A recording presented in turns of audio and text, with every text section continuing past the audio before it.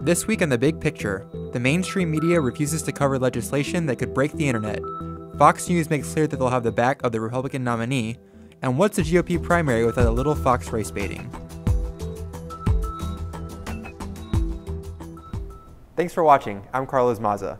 The controversial and little understood Stop Online Piracy Act is making its way through Congress. Here's Casey Ray Hunter of the Future of Music Coalition describing what the bill could lead to on SiriusXM's Media Matters Radio. The original definition in SOPA was so broad that a site or a service that merely facilitated infringement could be targeted by the legislation. Meaning, with the definition that vague and that broad, it could be anything from, posting an MP3 to somebody saying something in the comments that somebody else deems infringing. And that has a tremendous chilling effect on an entire marketplace of user-generated content and the platforms that help people express themselves every day. According to a recent Media Matters study, the mainstream media has almost entirely ignored this hugely important and potentially devastating legislation. Cenk Uygur highlighted the report for Current.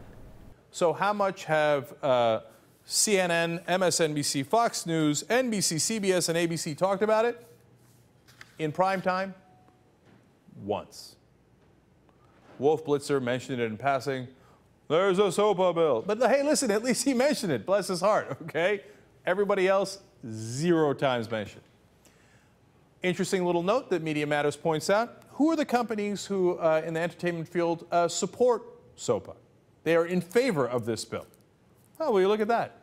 ABC, CBS, Comcast NBC Universal, which owns MSNBC and NBC News, Viacom, which owns CBS, News Corporation, which owns Fox News, and Time Warner, which owns CNN. Huh. I didn't see that coming. At Media Matters, Ben DeMuro took a look at this because, we were reading about, you were saying it's a very important piece of legislation. It's obviously media related.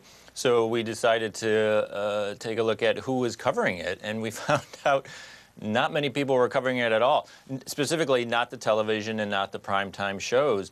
And as you pointed out, the problem is their parent companies are the companies that are lobbying and trying to push this piece of legislation through. So there's a clear conflict of interest. Republican presidential frontrunner Mitt Romney came under intense scrutiny this week after claiming that he enjoys firing people who provide services for him. Have a look. I like being able to fire people who provide services to me. If someone doesn't give me the good service I need, I want to say, that I'm going to go get somebody else to provide that service to me. And the conservative media rushed to defend him from both Democrats and Republicans. You say rather than restructure jobs, they're trying to make money. Ethics get thrown out the door. They make as much money as they can in a hurry. When I hear that, it almost sounds like Occupy Wall Street. It doesn't sound like somebody that is governing the state of Texas as a conservative.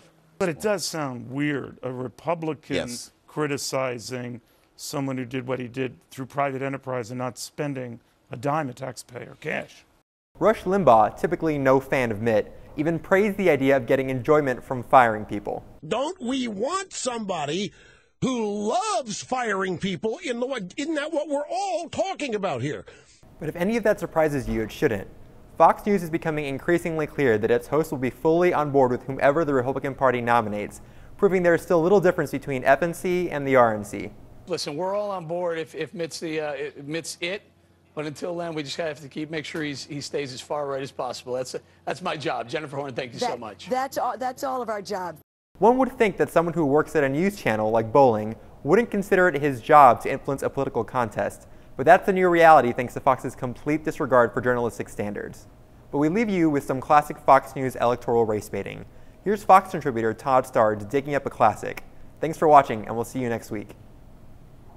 I think this is just more of a fun thing to watch, especially if you love elections the way I think we all do, and to see people who take it so seriously, their little part in it, and that they show up. It's a big part. You know what? It's listen.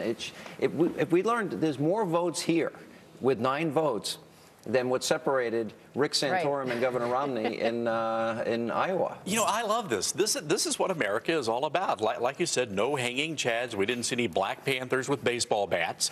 These were good American folks going to do their patriotic duty. And I think it's fantastic. Dixville Notch is just a great little place. And Lord bless them, because they have to deal with all those moose up there.